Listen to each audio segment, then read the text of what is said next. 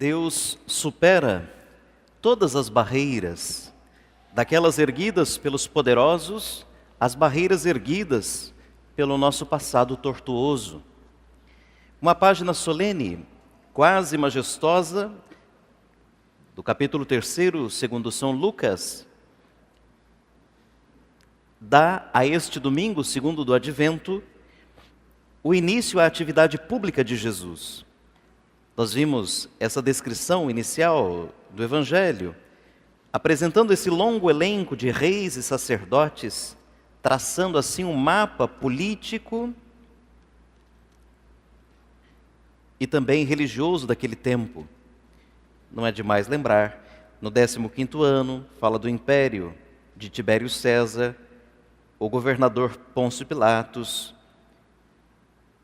Filipe, irmão de Herodes, que administravam regiões distintas, e também os sumos sacerdotes Anás e Caifás. Então tínhamos esse cenário de mapa do poder político e religioso, e depois, inesperadamente, a mudança de rumo, a reviravolta acontece. Foi então, nessa época, em que esses poderosos estavam exercendo suas funções, que a palavra de Deus foi dirigida a João, o filho de Zacarias, no deserto. A palavra de Deus voa longe, bem longe do templo e das grandes capitais, do sacerdócio, das câmaras do poder, e chega a um jovem, filho de sacerdote, amigo do deserto, do vento sem obstáculos, do silêncio vigilante, onde cada sussurro chega ao coração. Ouvindo isso e dizendo isso, faço ideia daquele silêncio que quase pesa, né? Quando a gente está num momento, um lugar bem silencioso e tudo é tudo tão calmo, tão tranquilo, que quase pesa. O barulho da respiração quase incomoda, né? Tem gente que tem medo do silêncio, porque no silêncio, no deserto, a gente não tem como fugir, tem que se escutar a consciência, escutar uma voz que vem de dentro. É o lugar em que a gente se encontra com Deus e também com os demônios da gente. Fazer silêncio será sempre um bom caminho para viver mais centrado e em paz. Eu até hoje não sei direito se eu sou surdo ou se eu não sou surdo, sabe? Segundo os testes médicos, não sou surdo, né? Mas às vezes não escuto direito. E, no entanto, em casa, sozinho, aquele silêncio, quando tem nenhum cachorro latindo na vizinhança, até o barulhinho do ponteiro do relógio me incomoda, sabe? Porque se agora a gente fizesse um exercício rápido, só de fechar os olhos e tentar discernir todos os sons que a gente está escutando, ia perceber como que tem som acontecendo aqui agora, não só da minha voz. E a gente consegue ir discernindo um por um, desde o som do pé do seu vizinho aí no banco, que fica chacoalhando e atrapalhando você, desconcentrando, desde uma irritaçãozinha com a chave que fica meio balançando, o som das máquinas, enfim, dá para distinguir muitos sons, das pessoas conversando, lado a lado, enfim, temos muitos sons. Avançando. João ainda não tem 30 anos, e ele já aprendeu que as únicas palavras verdadeiras são aquelas que se tornam carne e sangue, que não se tiram de um bolso já prontas, mas das entranhas, que te fazem sofrer e também te fazem feliz. Eis que a palavra de Deus vem sobre João, filho de Zacarias, lá no deserto. Não é o anunciador que leva o anúncio, é o anúncio que o leva, que o persegue, que o impele. E ele percorria toda a região do Jordão. Na teologia a gente aprende, teologia da missão, que não é a igreja que tem uma missão, mas é a missão que tem uma igreja. Não é a igreja quem estabelece uma palavra a levar, mas é a palavra que reúne a igreja e diz a ela o que ela deve levar. Não é a igreja que tem um Deus, é Deus quem tem uma igreja. A palavra de Deus está sempre em voo, está sempre procurando homens e mulheres simples e verdadeiros para criar inícios, para criar processos novos. Endireitar e aplainar e tapai são os verbos que ouvimos. Aquele jovem profeta um pouco selvagem, selvático, algo rústico e até sistemático mesmo, descreve uma paisagem áspera, uma paisagem difícil, que tem os traços duros e violentos da história. Toda violência, toda exclusão, toda injustiça são montes que devem ser abatidos, aplainados, endireitados, tapados. É claro, irmãos, temos também a abater a nossa geografia interior, um mapa de feridas nunca curados, de abandonos sofridos ou infligidos.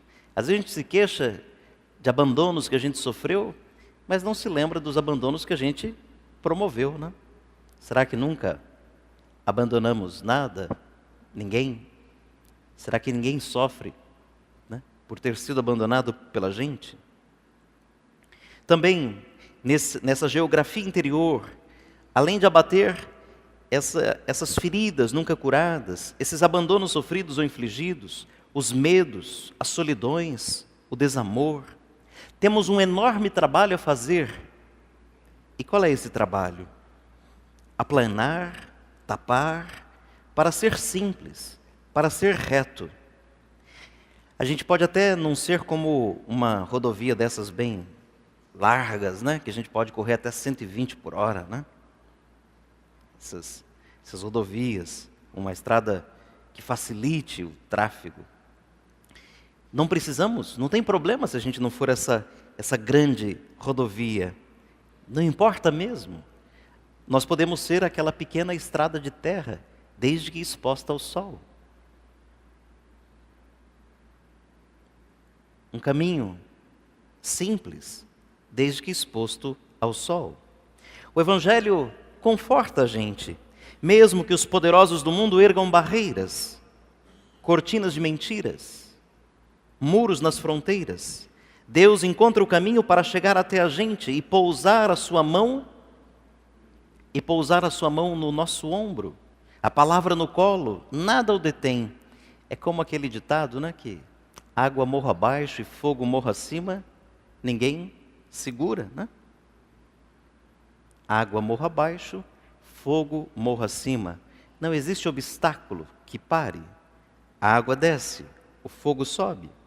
Assim Deus, Ele vence todos os obstáculos. Você poderia olhar para a sua vida, como foi que você foi cercado, conquistado pelo Senhor, trazido ao Senhor. Não tanto à igreja aqui hoje não, ao Santuário Santa Teresinha, mas ao Senhor, a Deus.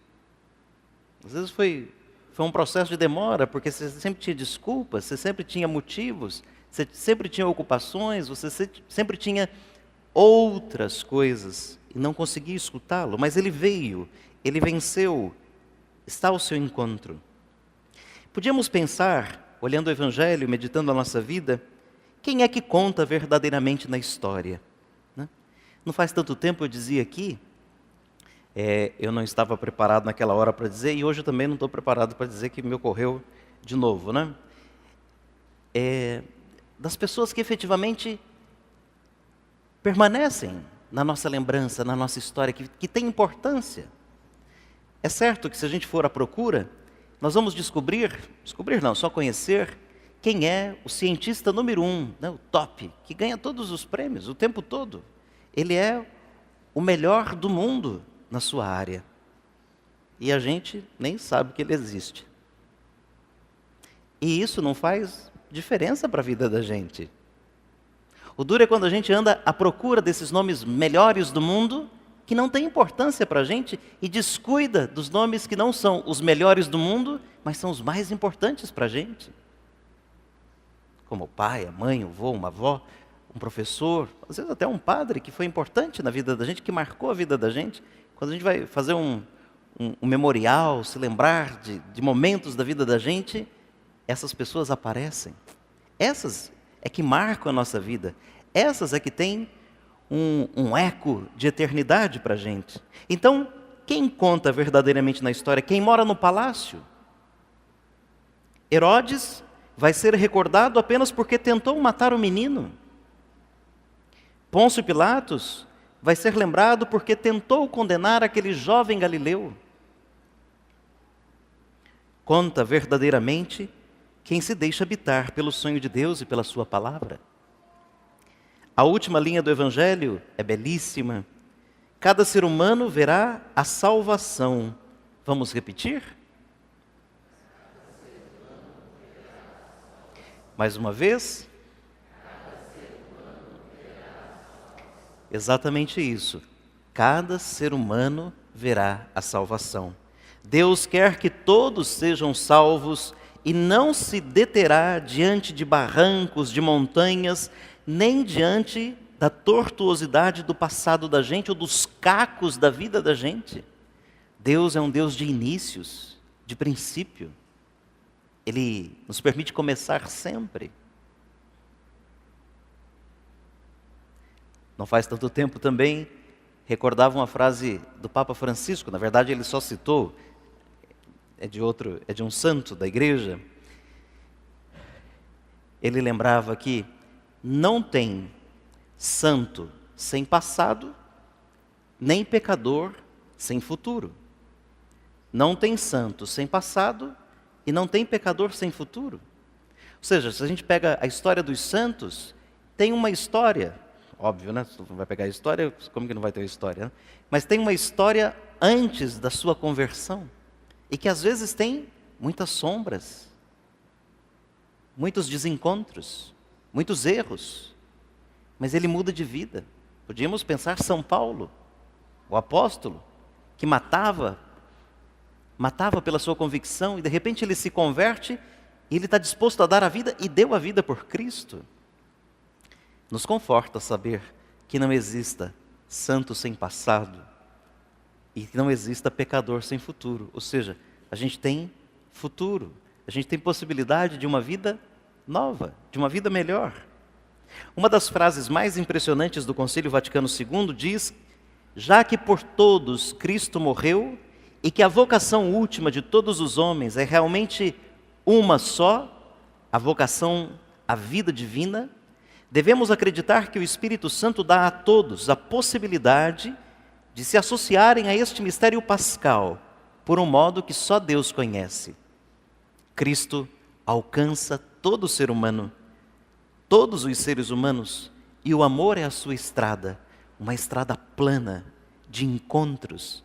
Se você ama, está na estrada do Senhor. Se você ama, dá ao mundo um testemunho de que por ali o Senhor passou, por ali o Senhor passa, por ali Ele passará. E não há nada genuinamente humano que não chegue ao coração de Deus.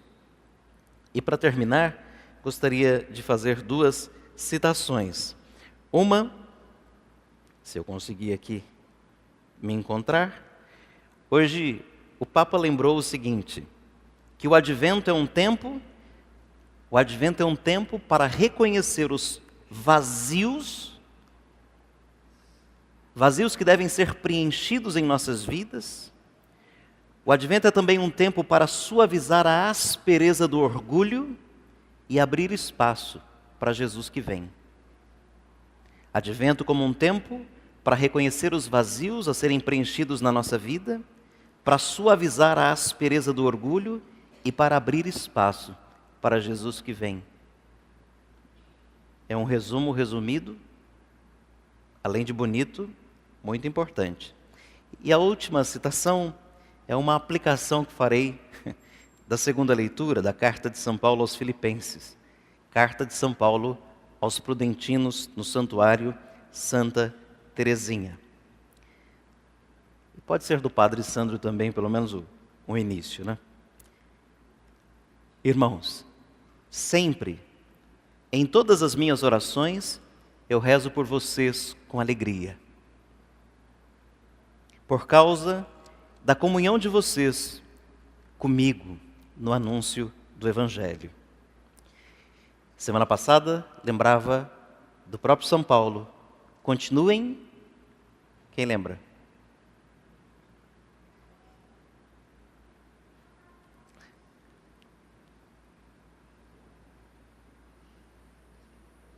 Parecendo que quando o celular, a internet está procurando, né? Sim. São Paulo deu um conselho e disse que seria bom que a gente guardasse ele para esse tempo. Continuem progredindo. Continuem progredindo. Continuem fazendo progressos. Continuem progredindo. Até aqui já fizeram muito. Continuem progredindo. Continuar progredindo.